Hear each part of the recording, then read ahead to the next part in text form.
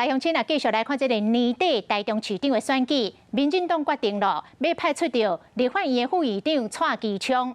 蔡其昌早起嘛随雷扫街，也毋过国民党认为蔡其昌应该爱比较到罗秀燕甲林佳龙。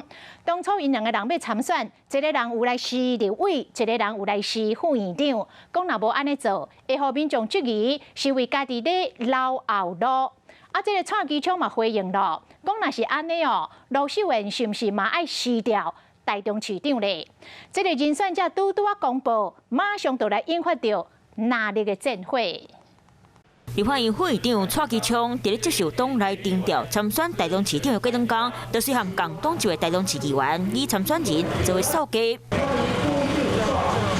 蔡其昌就亲像家母带囝仔上气势，不过国民党台中党部认为蔡其昌应该比对进前罗秀燕和林佳龙的方式，甲现任的立法院副议长和立委的工课辞掉。会让乡亲认为说，反正唔敢咱咧过嘴名，你根本都无赢要选嘛。叫一个副议长登来遮，啊，佫唔敢，佫也无要辞，也无叫伊辞，安尼讲起来，乡亲嘛就一家讲啊假啦。却问到敢会甲即摆工课辞掉，蔡其昌讲，那也嘛真侪人带一参选，那准讲真正要参选，就要是本来职务。安尼罗秀燕敢是嘛要甲台中市长的位辞掉？现任的市长他也是代职参选的，所以我讲过，代职参选是所有政治人物。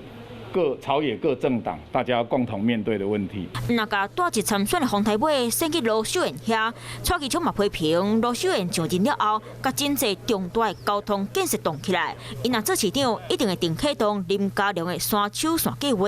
胡市长时代叫做台中环线，林市长时代叫做三手线，卢市长时代叫做没有半条线。